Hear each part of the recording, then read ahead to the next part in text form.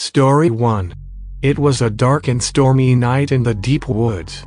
The scoutmaster, Mr. Johnson, had taken his troop of Boy Scouts on a camping trip deep into the wilderness. As they huddled around the campfire, Mr. Johnson decided to tell them a scary story to spook them. He began his tale by telling the boys about an old legend of a creature that haunted these woods.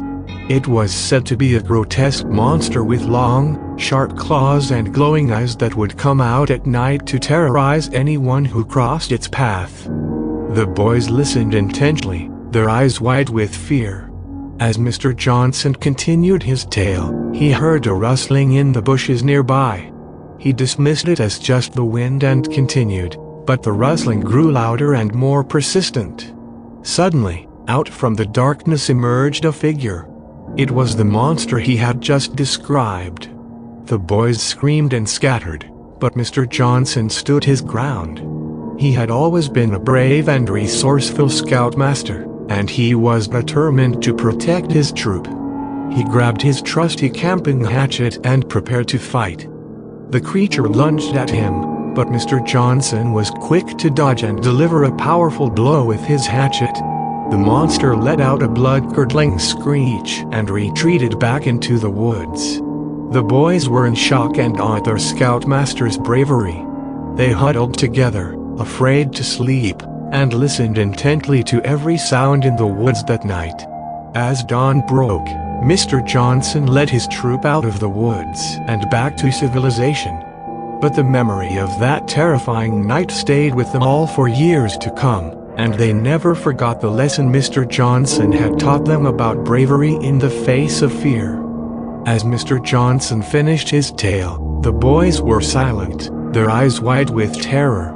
They couldn't believe what they had just heard. But as they looked around the dark woods, they couldn't shake the feeling that something was watching them from the shadows.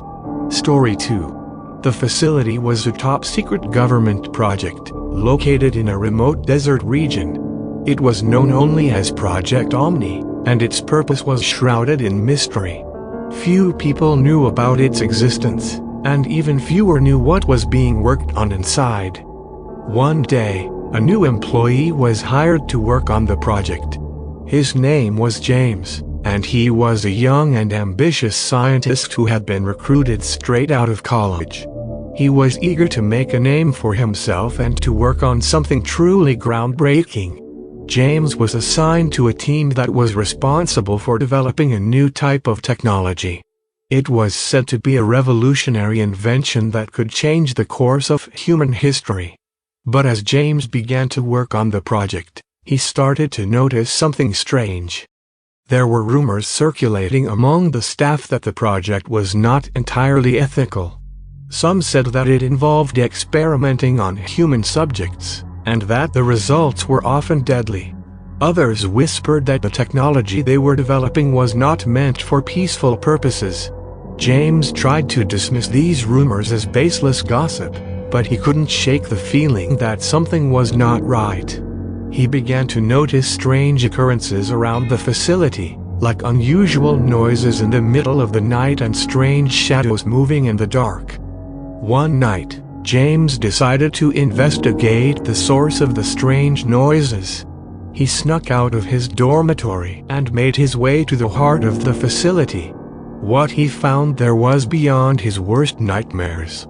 The project was not a scientific experiment at all. It was a cover-up for a much darker purpose. The technology they were developing was a weapon, a device capable of destroying entire cities with a single blast. But that wasn't the worst part.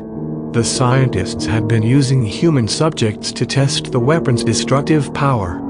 James saw rows of prison cells, each containing a person who had been subjected to the horrific experiments.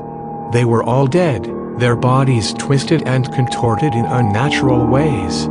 James tried to run, but he was caught by the security guards. He was interrogated, tortured, and threatened with death if he ever spoke of what he had seen. But James could not keep the secret to himself. He knew that he had to expose the truth to the world. He managed to smuggle out a piece of the technology, a small device that could prove the existence of Project Omni. He sent it to a journalist who had been investigating the facility. Within days, the story was all over the news. The government denied everything, claiming that Project Omni was a peaceful scientific endeavor. But James knew the truth. He went into hiding, always looking over his shoulder, never able to shake the feeling that the government was coming for him. Years later, he was found dead in his apartment.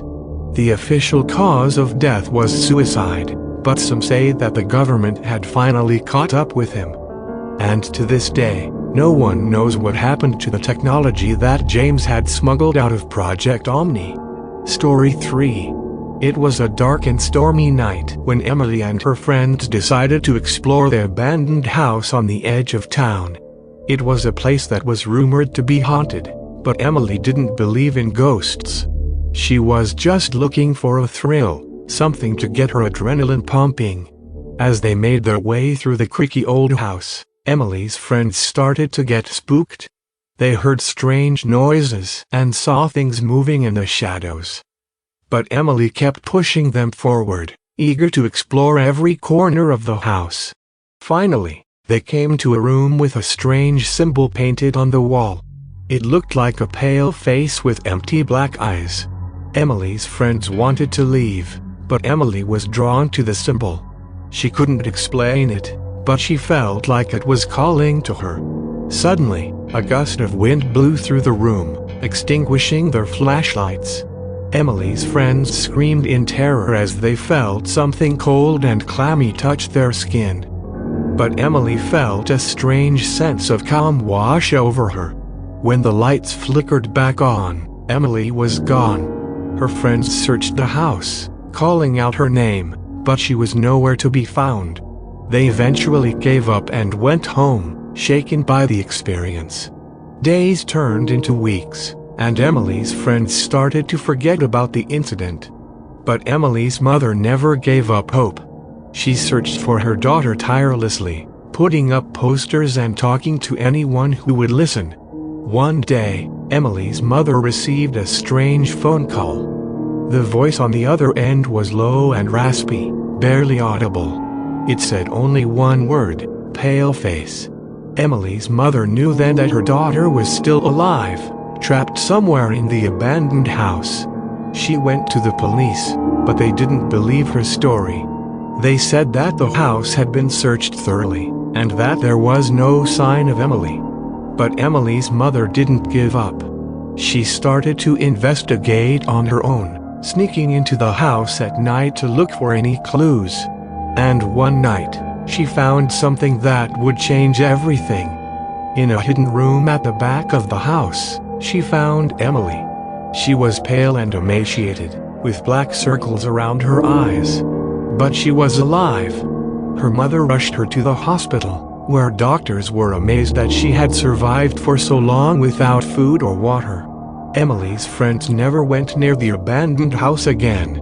They couldn't shake the feeling that something was still lurking inside, something that could snatch them up just like it did Emily.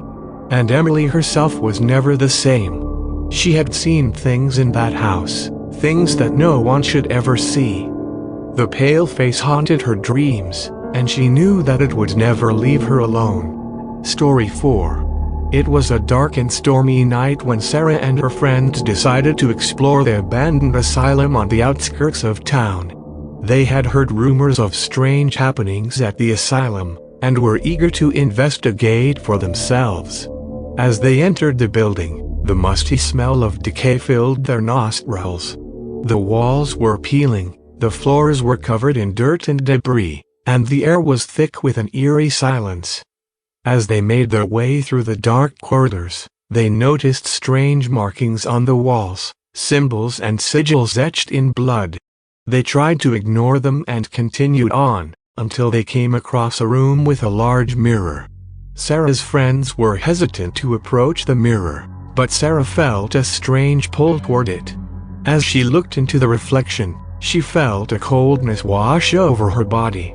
Suddenly, she saw a figure appear behind her in the mirror, a figure with no face. Sarah's friends screamed in terror as the faceless figure emerged from the mirror and started to chase them. They ran through the corridors, their footsteps echoing against the decaying walls, until they reached a dead end.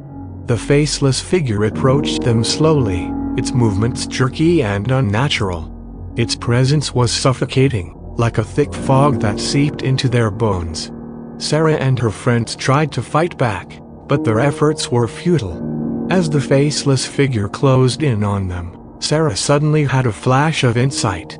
She realized that the figure was not trying to harm them, but was instead trying to warn them. It was warning them of the true horror that lurked in the asylum, a horror far worse than anything they had ever imagined. Sarah and her friends managed to escape the asylum, but the experience left them traumatized. They knew that they had encountered something otherworldly and sinister, something that they could never forget.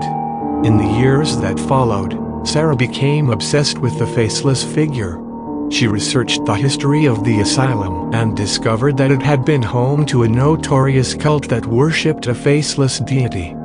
She believed that the figure she saw was a manifestation of that deity, sent to warn her and her friends of the horrors that lay within the asylum. Sarah's friends moved on with their lives, but Sarah remained haunted by the faceless figure. She knew that it would always be with her, lurking in the shadows and waiting for its next victim. And she knew that she could never escape its terrible gaze. She could never escape its terrible gaze. She could